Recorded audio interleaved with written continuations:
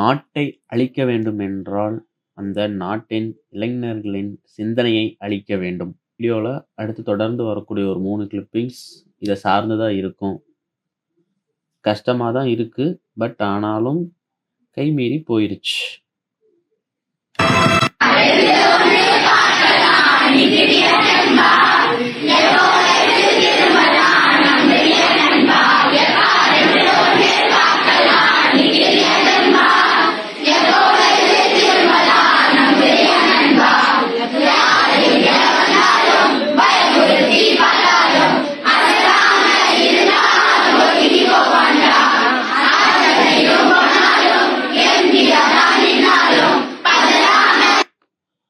வட மாநிலங்கள்ல ஒரு அரசியல் நடக்கும்.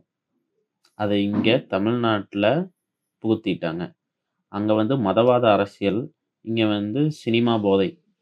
அதுக்கான இத அடிக்கல் நாட்டியிருக்கிறாங்க. குழந்தைங்க இதுல இருந்து கொண்டு வராங்க. இதுக்கெல்லாம் பேர் என்ன தெரியுமா? எச்ச. நீங்க என்ன சொன்ன வாழ்க வளமுடன் சொன்ன ஓகேவா? தமிழக முதலமைச்சர் ஸ்ரீ ஜோசப் விஜய் அவர்கள், தமிழக முதலமைச்சர் ஸ்ரீ ஜோசப் விஜய் அவர்கள் பால்வாடி ஸ்கூல்ல கூட விட்டு வைக்க மாட்டீங்களா? தமிழக முதலமைச்சர் ஸ்ரீ ஜோசப் விஜய் அவர்கள்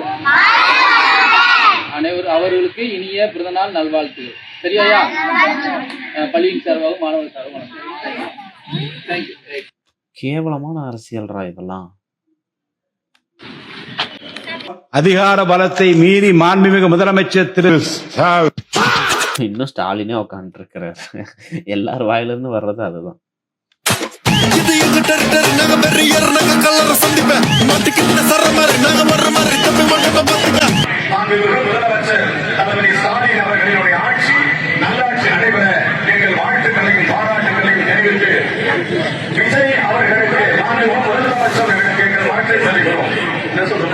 இந்த வாட்டி தாவக்காக மிக அதிக அளவில் வந்து ஓட்டளிச்சவங்க யார் அப்படின்னு சொல்லி பார்த்தீங்கன்னா தூய்மை பணியாளர்களுங்க. நல்லாவே ஞாபகம் இருக்கு. எலெக்ஷனுக்கு முன்னாடி இவங்ககிட்ட வந்து ஒரு சர்வே மாதிரி கேட்டப்ப என்ன சொன்னாங்க அப்படின்னா, நாங்கள் முழுக்க வந்து தளபதிக்கு தான் ஓட்டு போட போறோம், டிஎம்கே அரசு எங்களுக்கு எதுவுமே செய்யலை அப்படின்னு சொல்லி சொன்னாங்க. டிஎம்கே பீரியட்ல இவங்க கேட்டது என்ன அப்படின்னு சொல்லி பார்த்தீங்கன்னா ஊதிய உயர்வுங்க. அது ஒரு நாளைக்கான ஊதியத்தை வந்து 761 ரூபாயை வந்து உயர்த்தி கொடுக்கணும் அப்படின்னு சொல்லி கேட்டாங்க. அன்னைக்கு தான் திமுக அரசு என்ன சொன்னாங்க அப்படின்னு சொல்லி பார்த்தீங்கன்னா, இவ்வளோ வந்து உடனே வந்து ஊதியத்தை வந்து உயர்த்த முடியாது, அதுக்கு பதிலாக நாங்கள் வந்து வேற சலுகைகள் சில செஞ்சு தரோம் அப்படின்னு சொல்லி சொன்னாங்க. எதையுமே வந்து அவங்க கண்டுக்கவே இல்லைங்க. எல்லாரும் கண்மூடித்தனமா நாங்கள் விசிலுக்கு தான் ஓட்டு போட போறோம், என் தளபதி வந்து எல்லாத்தையும் மாத்திடுவாரு, கேட்ட சம்பளம் வந்து எங்களுக்கு கிடைக்கும், எங்களுக்கு ஜாப் எல்லாமே வந்து கவர்மெண்ட் ஜாப் மாதிரி பெர்மனன்ட் ஆயிரும் அப்படின்லாம் வந்து சொன்னாங்க. இந்த மாதிரியான ஒரு பிரெயின் வாஷிங் மெத்தடாலஜியை யூஸ் பண்ணி அந்த தூய்மை பணியாளர்களை ஏமாத்தி இந்த ஓட்டுகளை ஃபுல்லாவே வந்து கவர்ந்தாங்க தாவேக்கா. ஆனா இன்னைக்கு வந்தவொடனே என்ன பண்ணிட்டாங்க அப்படின்னு சொல்லி பாத்தீங்கன்னா, தமிழ்நாடு முழுக்க இருக்க மிகப்பெரிய 12 மாநகராட்சிங்க, அதாவது தாம்பரம், மதுரை, திருச்சி, கோயம்புத்தூர், ஈரோடு, சேலம் 12 மாநகராட்சிங்க. இது இருக்க தூய்மை பணியை முழுக்க யார் கொடுக்க போறாங்க அப்படின்னு சொல்லி பாத்தீங்கன்னா தனியாருக்கு வந்து கொடுக்க போறாங்க, தனியாருக்கு வந்து தாரையா இருக்க போறாங்க. இனிமே இப்ப வேலை பார்த்துட்டு இருக்க தூய்மை பணியாளர் இருக்காங்களே, இவங்களுக்குலாம் பணி நிரந்தரம்லாம் இனிமே வந்து கிடையாது, கேட்ட மாதிரி வந்து பேமெண்ட் அப்கிரேட்லாம் வந்து கிடையாது. இதுக்கு பாதி பேருக்கு கண்டிப்பா வந்து வேலை தர மாட்டாங்க பிரைவேட். ஏன்னா கண்டிப்பா பிரைவேட் வந்தாலே ஃபர்ஸ்ட் ஆட்குறைப்புல தான் வந்து ஈடுபடுவாங்க. ஸோ இன்னைக்கு இருக்கிற பாதி பேருக்கு வந்து வேலை போகுது. ஆனா முந்தைய திமுக அரசு என்ன திரும்ப பண்ணாங்க, இந்த மாதிரி போராட்டம் நடத்தினாங்க இல்லையா, அவங்க எல்லா பேருக்குமே வந்து 10,000 ரூபாய் வந்து பொங்கல் உதவித்தொகை வந்து கொடுத்தாங்க. அதே மாதிரி பணியில் இருக்கிறப்போ ஒரு தூய்மை பணியாளர் இறந்து போனார் அப்படின்னா அவருக்கு வந்து 5 லட்சம் ரூபாய் கண்டிப்பா வந்து அரசு சார்பு தரும் அப்படின்னு சொல்லி சொன்னாங்க. அதே மாதிரி தூய்மை பணியாளர் குடும்பத்திலிருந்து யாராவது வந்து முதல் தலைமுறை தொழில் முனைவர் இருந்தாங்க அப்படின்னா அவங்களுக்கு மானியமா வந்து 3,50,000 ரூபாய் வழங்குறோம் அப்படின்னு சொல்லி சொன்னாங்க. நகர்ப்புறங்கள்ல வர தூய்மை பணியாளர்கள் இருக்காங்க இல்லையா, அவங்களுக்கு வந்து சொந்த வீடு இல்லை அப்படின்னா கலைஞர் கனவு இல்ல திட்டம் இருக்கு இல்லையா, அந்த கனவு இல்ல திட்டத்துல வந்து அவங்க எல்லா பேருக்குமே வந்து சொந்த வீடு சென்னை போன்ற மாநகரங்களை கட்டித்தரும் அப்படின்னு சொல்லி சொன்னாங்க. ஆனா இதோட அருமை என்ன அப்படின்றது அன்னைக்கு இந்த தூய்மை பணியாளர்கள் யாருக்குமே வந்து புரியப்படலைங்க. ஓட்ட ஃபுல்லா கொண்டு போய் வந்து விசிலுக்கு போய் குத்திட்டு வந்துட்டாங்க. இன்னைக்கு அதுக்கான பலனை வந்து அவங்க அறுவடை பண்றாங்க. நீ வேலை இருந்தா தானே வந்து ஊதிய உயர்வு கேட்ப, இனி வேலையே கிடையாது, அதுக்கப்புறம் எப்படி ஊதிய உயர்வு கேட்ப அப்படின்னு சொல்லி பார்ப்போம் அப்படின்னு சொல்லி தளபதி சூப்பரா வந்து குத்தி விட்டாருங்க.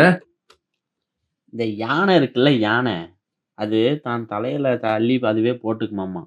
இப்ப அப்படிதான் நடந்திருக்குது. இனிமேல் போராட்டம் ஆர்ப்பாட்டம்லாம் நடத்த முடியாது. ஏன்னா பிரைவேட் அவுட் சோர்சிங் ஏஜென்சி இனிமேல் வந்து அது மாதிரி சம்பளம் உயர்த்தி கொடுங்க அப்படின்னா வந்து கேட்க முடியாது. கான்ட்ராக்ட்லாம் என்ன சம்பளத்தை சைன் பண்ணி கொடுக்குறானோ அதான் சம்பளம். திமுகவை பழி வாங்குறேன் அப்படின்னு சொல்லி தூய்மை பணியாளர்கள் எல்லா பேருமே வந்து ஓட்டை மாற்றி விசிலுக்கு போட்டு இன்னைக்கு தங்களுடைய வேலையே வந்து இழக்க போறாங்க. அவங்க ஒப்பந்த அரசு ஊழியர்கள்லாம் கிடையாது, முழுக்க பிரைவேட் எம்ப்ளாயிஸ். எந்த விதமான அரசு சலுகையுமே உங்களுக்கு கிடையாது. திமுக சொன்னாங்களே இந்த மாதிரி உங்களுக்கு அரசு சார்பு வீடு கட்டித்தரோம், இந்த மாதிரி இன்சூரன்ஸ் பண்ணிட்டு எதுவுமே வந்து அவங்களுக்கு அப்ளை ஆகாதுங்க. ஈரோடு உள்ளிட்ட பல்வேறு மாநகராட்சியில் வந்து மிகப்பெரிய லெவலில் 1000க்கும் மேற்பட்ட தூய்மை பணியாளர் வந்து போராட்டம் நடத்திட்டு இருக்காங்க. ஆனால் அரசு அதை பற்றிலாம் கவலையே படலைங்க. டெண்டர் கோரிட்டாங்க. அந்த டெண்டர் ஆர்டர் கீழே போடுறேன் பாருங்க. ஃபீசிபிலிட்டி ரிப்போர்ட் கேட்டு டெண்டர் வந்து ஓப்பன் பண்ணியாச்சு எல்லா பக்கமே வந்து. ஸோ கூடிய விரைவில் இவங்களை பெரும்பாலான பேர் வந்து வேலையை விட்டு தூக்க போறாங்க. அதே மாதிரி இவங்களுக்கான சம்பளமும் கண்டிப்பா வந்து குறைக்கப்படும். மாற்றம்னு சொல்லி ஒரு மாயை கோட்டு போட்டாங்க இல்லையா, அதற்கான பதிலை வந்து மக்கள் வந்து அனுபவிக்க ஆரம்பிச்சிருக்காங்க.